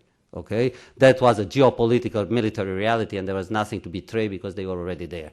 And the West was not ready for to start a war with the Soviet Union in February 1945. That doesn't mean that the West, the meanings of Yalta, I think, in the East Central European perspective, let's call it the Kunderian paradigm, I think, or even Conrad, I think, would agree with that. I think that it's the fact that the West did not fulfill the promises of Yalta, did not fight very strongly, or at least I say it's perception, but as we know, perceptions do matter enormously in political choices and so on. Another thing that's linked to this first point, that's about Stalin's grand strategy or not that grand strategy, about Stalinizing, Sovietizing, Leninizing, Bolshevizing, I don't care about the term, about that. I mean, we heard Mark Kramer with his excellent presentation, and I think that the role of the USSR appears very clearly. I re-emphasize what I said yesterday in the Jowitian perspective, Moscow center. In order to understand it's the emergence of a system. It's a state system that's emerging, with the Moscow being the center, and it's a dialectics of simultaneous. In order to understand the disenchantment, the desovietization, desatellitization, etc., we have to understand first how it emerged, obviously. So it's basically, and there are two things that happened simultaneously at that moment, and we had today, and I welcome, not only because he's my closest collaborator on the Presidential Commission and the report, and we are, can I disclose, we are writing even a biography together with Cristian Vasile of the ideological czar of Romania. Was a very interesting character, Leon Terautu. He mentioned him several times. He was the head of Radio Moscow Romanian bureau during World War II. Quite close friends with Noi, quite close friends with Slansky, an interesting character, came to Romania, became editor-in-chief of the party newspaper, and ruled the Romanian culture. Was an iron, very cultivated guy, a Revai, the Romanian Revai. Many people even compare the two, but he ruled until 65, 45, 65, it's 20 years. He presided basically over the destruction of the Romanian culture. In the biographies that end up the Presidential Commission's report, there are 54 biographies, I think, and there is a very interesting biography of Rautu, and we use the term, and they were accused that we are diminishing the conceptual language, because we use the term the grave digger of Romanian culture, and he was the grave digger of Romanian culture. People said, oh, you should have said that propaganda czar. It's not enough, the propaganda czar. Propaganda czars who are benign. I mean, Otzel, compare Otzel to Revai at different moments. Okay, the same thing about that. Okay, so I think the role of the USSR is extremely important in this Moscow-centric. So there are two processes that take place, and there were both. One is the process of the process of Sovietization on the one hand, and the other one is the process of satellitization. So the Sovietization or Bolshevization of institutions and so on is one element. In order to understand both the Yugoslav deviation, the Yugoslav factionalism, and the Albanian, and I take responsibility, it was very hard during the short period of time that we put together this conference to find, I mean, I wanted to have, first, personally, I'm fascinated by Albanian communism. I've read quite a lot about Albanian communism. I am friends with Agnes's old friend, Mehmet, whatever his name is, the guy who lives in Barcelona, Shehu's son. And so okay, so I'm fascinated by that. I read most of the Kadare stuff. I would have invited Ismail Kadare to come here, but who can get Ismail Kadare? So yes, we'd like to have Albania, but it's very hard to find a person in 3 months, and it so happens the only person that would have been wonderful, and if I, being at the Wilson Center at this moment, I didn't plan this speech, so I'll simply say I have a paper to justify my presence here, but is one of the most wonderful human beings, friends of mine, friends of Misha Gleni, friends of probably other people here, who passed away a year ago in a former Wilson Center fellow, who passed away a year ago in a tragic plane crash, Gramos Paško, former Deputy Prime Minister of Albania, great scholar, great economist, wonderful person. So he would have been my choice, because, epistemic communities are not only about episteme, they are also about friendship. And I believe in friendship. And so people say, oh, you invited your friends. I said, that means I know how to choose my friends. Okay, that's all. Okay, so, that explains what happens in Albania, because you can have desatellitization while Stalinist institutions, instead of becoming weaker, they become stronger. This is the Romanian difference. This is the Albanian difference. Now, with regard, there was a discussion what would have happened in Romania. I mean, I love counterfactual history. I think it's perfectly, and I'm in favor of Ian Kershaw's most recent book, which is called Decision, which shows us quite clearly that decisions make a difference, a huge difference. And, you know, but he was criticized by another great historian who said he doesn't go far enough in his counterfactuals. So it seems to be a perfectly respectable trend among certain historians, primarily British, although teaching most of them in America, so to accept counterfactuals. I don't know. If Gheorghiu Dej had not died on March 19th, 1965, people say, how old are you? Oh, you don't look like the... I'm 56. So being 56, at that moment when Gheorghiu Dej died, he appeared to me as being ancient. I was convinced that he was, I don't know, the age of Priam or whatever. And he was 64. Okay, now I'm 56, so I see 64. When Gheorghiu Dej died very young, okay, and at the age of only 64, okay, now, even Horia could turn 50 last year, now he understands how we changed the perspective on that. Okay, Romania was, does it hear me? Okay, Romania was placed, I don't think this works. No, it doesn't. But I tell you it doesn't. Okay, Romania was faced with two possible paths. That's the way I analyzed it, and I can elaborate on that. One was Yugoslavization, and there was a very strong personal relationship between Gheorghiu Dej and Tito. And the other one was Albanization. In a street called Gheorghiu Dej. Exactly. So, but at the same time, in 1964, the Romanian Communist Party participated. Okay, 1964 is really the year of the Great Turning. It was the Declaration of April 1964 and so on. The Romanian Communist Party sent delegations to different events. I'm not going to go into details about Romania and world communism. I plan to write one day a book based on the archives, and there are many things to be visited. Because the RCP was indeed one of the most interestingly involved parties with the Cominformist emigration, with the Greek Communist Party, with the Spanish Communist Party. You read Semprun's memoirs, you know, the autobiography of Federico Sanchez. The famous plenum of Stalinization took place in Bucharest in '56. So I'm sure there are in some archives all these things to see what people said and what Dolores said and what Santiago said and all the rest. Okay, in 1964, who was heading the delegation of the Romanian Communist Party, Workers' Party, participating in the Congress of the Yugoslav Union of Communists, representing Dej, Ceausescu, the youngest Politburo member, who represented the Romanian Communist Party in 1964, in October, if I'm not wrong, 1964, to the funerals of Palmiro Togliatti in Rome. It was Ceausescu. In September, the Romanian Communist Party decided to publish, the only communist party was in the Bloc, decided to publish, with the exception of the Italian Communist Party, obviously, to publish the so-called memorial note from Yalta, which was Palmiro Togliatti's testament. The Soviets never published it. Obviously, nobody else. Probably the Yugoslavs published. But the other ones were silent, as if it never existed. So Ceausescu is a guy who absorbs a lot of things. He doesn't make up his mind. I mean, we have his statement, which is in the archives. It's published. I think we even quoted in the Presidential Commission report, where he says, unlike in 1956, during the so-called, there's a wonderful term in Russian, Michael, you are here. How do you say perabotit when you present the documents and discuss them? To process. No. There's a special term for that. Okay, so prelucrare. Okay, in Romanian. So Bearbeitung, I suspect it's in German or something like that. Exactly. Okay, so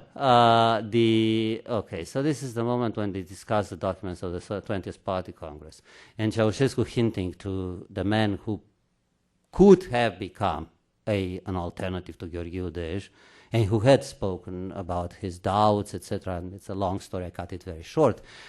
Things, by the way, now you can go into a kind of microhistory, including biographical microhistory, which is fundamental. These people, the communist leaders, were people without biographies. They were Musil's men without Eigenschaften. Okay. their biographies existed only in the party files. In the party files, you see who betrayed whom, who denounced whom, who had to say the most disgusting things about who was sleeping with whom and whatever. Everything is the party, not the secret policy, the party files. Finally, we have them, so finally we know who the Martians were. Okay, so it's very important to know and to have access to this type of information. You think that why was Ion Iliescu so reluctant to deliver us the documents regarding his own biography? I mean, he said, these are people, said Ion Iliescu, who like to look into people's lives through the keyhole about us writing the history. And I answered, no, sir. It is Stalin who said cadres decide everything. It is them who used into people's life with, through the keyhole, and we just try to see what they put into those files and to find out who were the leaders and so on. So I think that it is very important to, in addition to the macro-political level of discussion, to go into the micro-political, and of course I agree that we have to discuss the everyday life and all the rest. So this is Ceausescu, who had a kind of split mindset, almost a schizophrenic mindset in 64. He was in 46. He was born in January 1918. Okay, so he goes to this, he goes to different events, and then, okay, Gheorghe dies. But in 56, when he was very young, and he was still already very trusted, he was one of the members of the 5 members commando in Romania, of the top leadership that was in charge of controlling Romania after October 23rd. I mean, you cannot go higher. And so he says, unlike other comrades, and he looks at Miron Constantinescu, who was the possible, those who have read the literature of Petru Dumitriu, a very famous Romanian writer, and is available in English and French and many other languages. He appears in the Petru Dumitriu novels under the name Diocletian Sava. I mean, my friend Antoni Polonsky loves those novels. It's very good novels. Anyway, so unlike other comrades, I did not throw away Stalin's works from my personal library. Okay, so this is a statement which is in the transcripts of the Politburo, and Gheorghe hears it. And, you know, when the re-Stalinization, because we have a short period of de-Stalinization, and I'd like to add to something that, okay, re-Stalinization occurs, Ceausescu is his man. Then Ceausescu has a split mindset. And then 65, 68, you have a liberalization of sorts, or I call it the mini thaw, or the short-lived Romanian thaw, which culminates with the rehabilitation primarily of Lucrețiu Pătrășcanu in April 1968, which coincides again with a very interesting gesture of defiance of the Romanian Communist Party within world communism. Some of you may remember that those of us who belong to an not that young generation. Remember, I was very young at that moment, but I paid a lot of attention. I remember the preparatory conference for the World Communist reunion or gathering that was supposed to take place and did take place in 1969, which was the last. By the way, speaking of Stalinism as an international institution, this is another institution we have to look into. Once the Cominform was disbanded, it was replaced as an institution by the Communist and Workers' Party's World Conferences, 57, 60, and 69, the last one.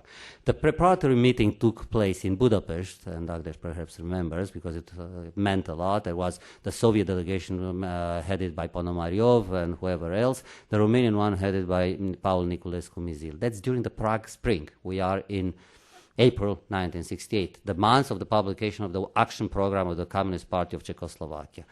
The Romanians published fragments and so on. They were again split. They didn't know. Would Dubček go in the direction of de-Stalinization or desatellitization? If he desatellitized, that's okay with Ceausescu. If he de-Stalinized, things are a little bit more complicated. After May, nothing was translated anymore in the Romanian media from the Czech publication. So the Ceausescu's famous heroic gesture of condemning the Soviet invasion of Czechoslovakia, I want to be historically accurate, he never refused, that's a complete legend, Ceausescu's refusal to participate in the invasion of Czechoslovakia. He was never invited. So, period. He was not invited even to the Dresden March 1968 conference. So you asked me to give the keynote, whatever, the last keynote or whatever, the concluding remarks, or expert in Romanian communism, you suffer the consequences. You'll know more about Romanian communism now than you wanted to know. Okay, so, but it's clear that, but I'm a comparativist in the study of communism, and I like to link things. Okay, I would say that to John Connolly's question to Christian gave a very good answer. I would simply add to that, just to clarify the point, is that the Romanian Communist Party, like in the other parties, the same thing that happened with the period of national communism in Ukraine after 1917, 1918, with Mykola Skripnik and other people. The Romanian Communist Party used in Transylvania the Hungarian, ethnically Hungarian members of the Romanian Communist Party. It's a very complicated story. I would simply bring to your attention, I want to pay homage to a very dear friend of mine who teaches at Carnegie Mellon, who is 85 at this moment, whose book Will to Freedom came out both in Romanian, Hungarian, and English, Egon Balázs. Egon was arrested in the Luca trial. I mean, he was a Hungarian Jewish communist, very young. He's 85, calculate how old he was. And he describes in his book, and he spent, if I'm not wrong, 2 full years in solitary confinement. I mean, he was friend with Jakob Sony, Jakob Alexandru, who was the head of the Hungarian Communist Party, because northern Transylvania was under the, how do I put, divided and controlled communist-wise by the Hungarian party, not by the Romanian party. So even the ethnic Romanian communists who happened to be in northern Transylvania at that period, they became members of the Hungarian Communist Party. That explains why, for instance, Gazi Tamás's mom knew so well Kadar. Okay, so it goes to the period at that moment. Okay, so Egon Balázs's book, it's a wonderful book. So the Will to Freedom, he escaped finally from Romania and came to the United States, made a tremendous career in this country. The book came out from Syracuse University Press, Egon Balázs, B-A-L-A-S, and it's a testimony about how he survived both Nazi concentration camps and the communist regime in Romania. It's a great book. He is it's an amazing. He made an amazing career. He's still a professor. He's not retired at 85, and he received the most important award in the field of econometrics and computer science, the John von Neumann Medal, which is the equivalent in the field of computer science of Nobel Prize. Again, the Romanian Cultural Institute's publishing house published his book in Romania a few years ago. So, but Petroșcanu, now we have the rehabilitation of Petroșcanu. Who is Petroșcanu in the story? I mean, yes, he was a victim in 1954, but in 1945, he is the Minister of Justice who basically enforces the legislation based on which Petroșcanu himself would become a victim. It's the Slansky syndrome repeated ad nauseam in the whole story. People who organize the framework under which they will, people who erect the guillotines that are going to be used in order to behead them. Okay, so his brother-in-law, whom I mentioned in my intervention yesterday, Petre Pandrea, who himself spent a lot of time and who deserves, at least one good study in a major American publication, who was a lawyer, who was a philosopher of law. He has a wonderful book which is called Dialectical Criminology, who was Dimitrov's friend, who started the Man of the Far Right and ended up being a lawyer for the major communist figures during the interwar period, including Anna Pauker, and who, after the war, because he believed in the law and because he was a true anti-fascist, after the war he started to defend the other victims. So he ended up in prison, with his former personal secretary being the Minister of Justice. And Pandrea spent long years in prison because he thought that the duty of a lawyer is to defend the defendant. That's not to become a prosecutor. Okay, so he was Petroșcanu's brother-in-law. He writes about Petroșcanu. I put it as a motto. I'll tell you the 2 mottos of the paper that I will not deliver. For those who are interested, I can send it by email. Okay, Lucrețiu Petroșcanu died. By the way, the only show trial that was not is a show trial that never was. As I said, I changed the title of my topic from Diabolical Pedagogy and the Logic of Stalinism in Europe. I decided, working with Bogdanowicz, change it into Diabolical Pedagogy and the illogic of Stalinism, because I think it's the illogic, but it's precisely what makes the whole thing so interesting. And I remember the late Adam Ulam saying that in discussing the famous February-March 1937 plenum of the Central Committee of CPSUB, in which these people voted, Stalin understood exactly what he wanted to do. That means he said, in every single party organization, this one not being accepted, between 60 and 70% of the people are party enemies.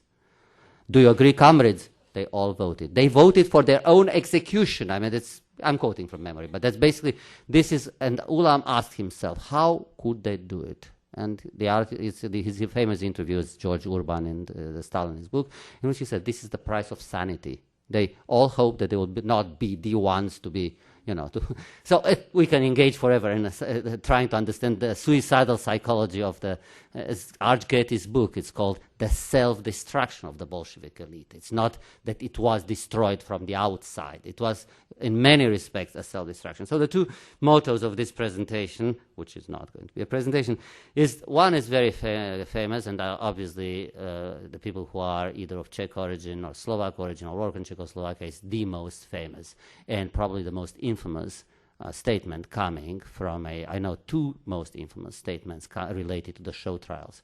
One is Bertolt Brecht arriving via the Soviet Union, Japan. I don't remember all his itinerary, and I'm not a Brecht fan. Bertolt Brecht arriving in New York in 1940. You can find this in Sidney Hook's memoirs, which is Out of Step. It's a great book. I like it very much. Okay, so Sidney Hook goes to this party, and everybody from the Partisan Review circle, hello, Mrs. Hannah Arendt, professor. Okay, so they are all there, and not Hannah Arendt. She's not in New York at that moment, or anyway, not famous. And they have Bert Brecht coming. Said, somebody asked Mr. Brecht, Comrade Brecht, whatever, how was it possible for you? What do you think of these trials in Moscow, 36, 37? Were these people guilty? Do you really believe that these people were guilty? He said, no. Obviously, they were innocent. And the more innocent they were, the more they deserved to die. Okay, if you this is, I think, one of the most despicable statements. I mean, it's in the book. I was not present. I gave you the source. But we have somebody whom we don't need because he put it in print. And it's Paul Éluard, the famous moment when André Breton begs Paul Éluard to put his signature and to defend Zavis Calandra and the Czech surrealists. And I put it with, I know it in French, I translate it into English. I'm too busy defending innocence. It's the time of he goes and to Greece and to, deliver speeches to the Greek partisans. I don't know exactly when Éluard made the statement, but anyway, when is the Calandra trial? When was it? In 49 or 50, I think. Okay. So I'm too busy defending innocence, claiming their innocence, to waste my time with guilty individuals claiming their guilt. What else can I say about that? So we have one person who was not guilty and didn't claim his guilt. That's Pătrășcanu. I mean, he was designated for the Romanian Tito. Now, he did not give up. He did not give in. He was horribly, interrogated. Initially, it was the party line. They tried everything. He knew very well. I mean, by the way, we know from different other sources, he was one of the members of the Paris delegation, in Paris peace negotiation 46. And he was Minister of Justice. And among the many books that he bought in Paris was Zéro et l'Infini, Le Zéro et l'Infini, Darkness at Noon. So we know for sure in this case that one defendant, he's not the only one. There were others, we have information about that. Okay, so what does his brother-in-law, Petre Pandrea, who was not a real communist, he was an anti-communist eventually and an anti-fascist, more of a man of the center left, if you want. Lucrețiu Pătrășcanu died as a soldier serving his political ideals, which he pursued through darkness, underground, and palaces, tenaciously, fiercely, and fanatically. This is from one victim of the communist regime about his brother-in-law, who was probably the most famous, the most celebrated victim of the Communist Party, killed by his fellow communists.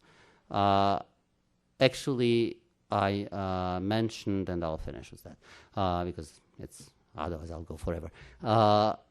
Once I was since everybody has some, personal anecdote to say, I'll say a little anecdote. I loved John Connolly's anecdotes about those families. There's very interesting families that he keeps visiting in East Germany, and he sees all kinds of things there. I visited an underground communist, a very cultivated lady. At that moment, she was the editor-in-chief of the World Literature Publishing House. Known in the circles of the communist, ex-communist underground people and so on, for the fact that she basically gave life to the idea that only workers can resist. Siguranța was the secret police of the interwar period.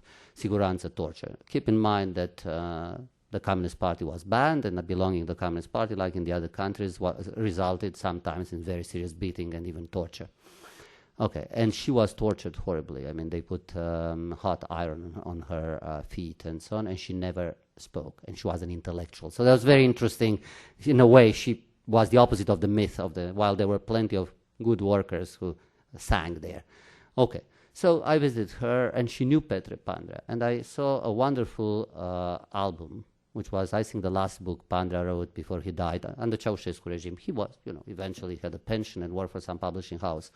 And this great friend of Georgi Dimitrov. And I saw this album, which was a Brâncuș album. Some of you, since I mentioned the Romanian geniuses, so many of you are familiar with Brancusi or Brâncuș, whatever you want to pronounce. And it was Petre Pandrea, an album on Brâncuș. And it was an inscription in that album, which was, this woman's name was Ilka Melinescu. Okay, so Ilka, I-L-K-A. And it was like that. I'll say it in Romanian and I'll translate. Tigroicei Ilka Melinescu, în amintirea prietenilor noștri comuni, Lucrețiu Pătrășcanu și Ana Pauker, frați inamici interdevorați. So to the tigress Ilka Melinescu, in memory of our common friends, Lucrețiu Pătrășcanu, his brother-in-law, and Ana Pauker, her friend, enemy twins interdevoured enemy twins. Okay, well, I remember that, and I was thinking of all this. I have also a few other notes that I'll not go into details. Notes linked to Noel Field, notes linked to Erika Wallach-Glasser, who was very involved in the Noel Field affair, which is the key affair that led to the to explain the Reich Western connections and the Slansky Western connections and so on. It so happened that Erika Wallach-Glasser, I'll send it to the participants if you are interested, because I put some personal recollections, was like a sister to my mom during the Spanish Civil War.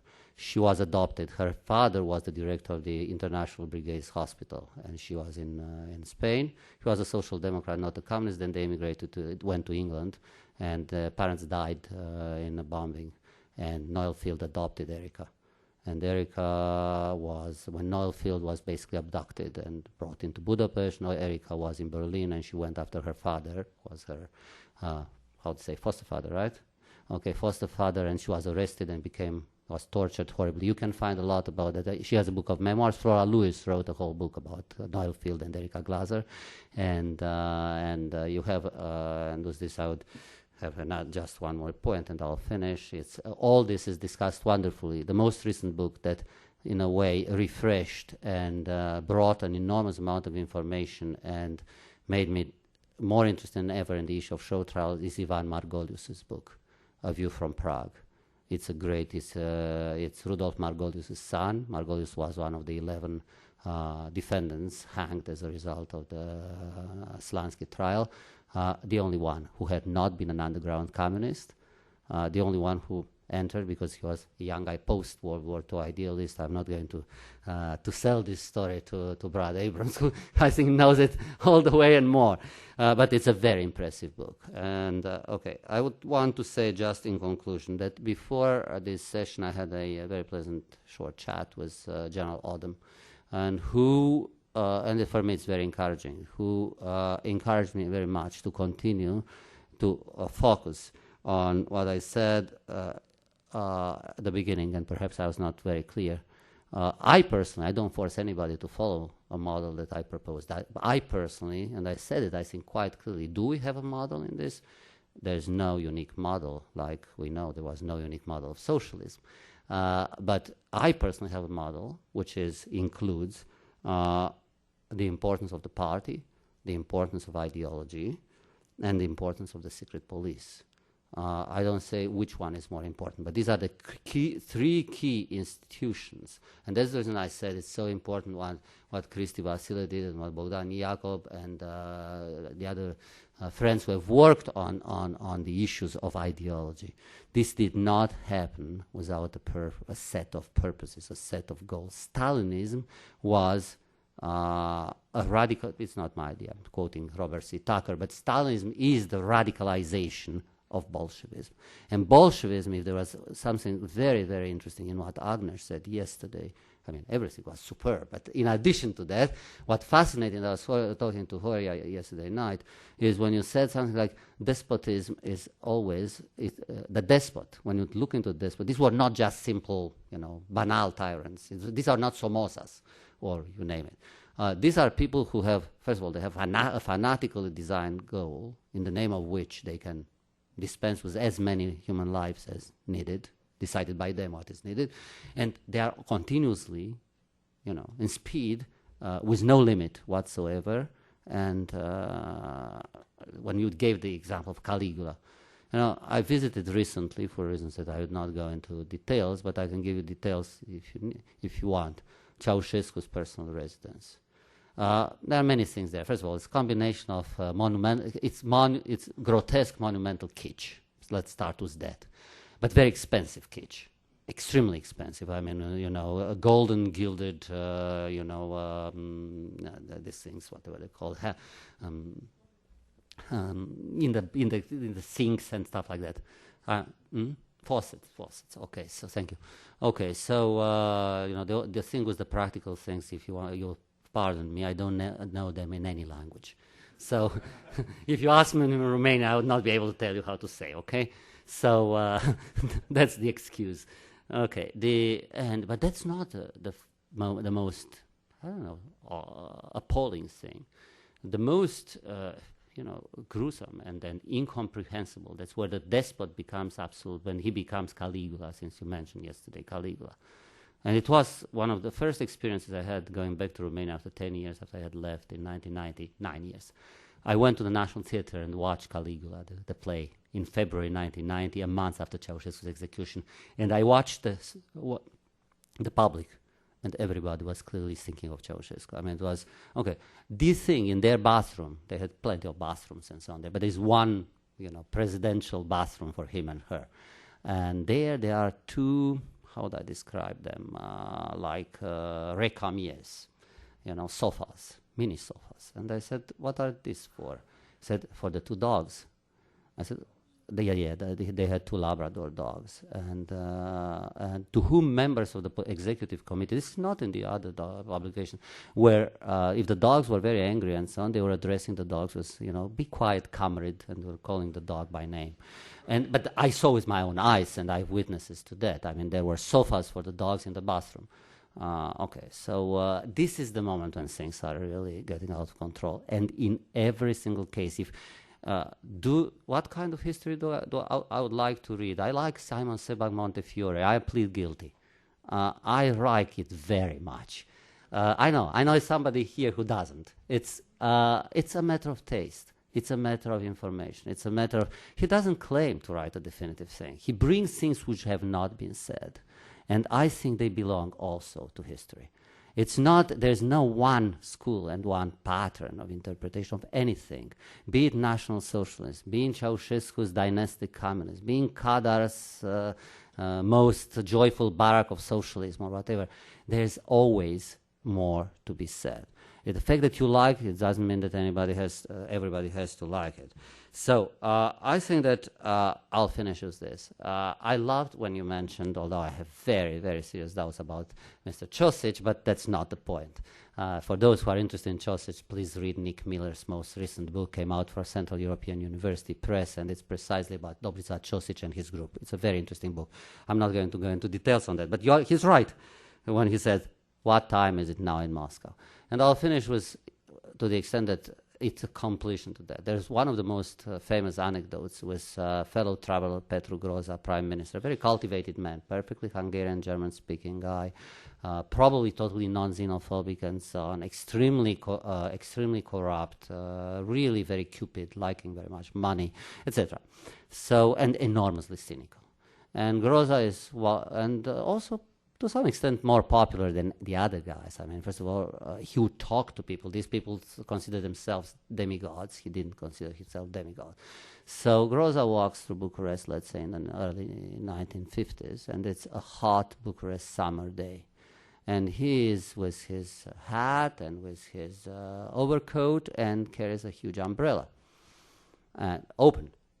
And somebody said, you know, Comrade Groza, why are you, you know, it's such a wonderful day. I mean, it's sunny, it's great, it's hot. You stay with the overcoat with an open umbrella. I said, yes, yes, here it's hot and sunny, but in Moscow it rains. Thank you.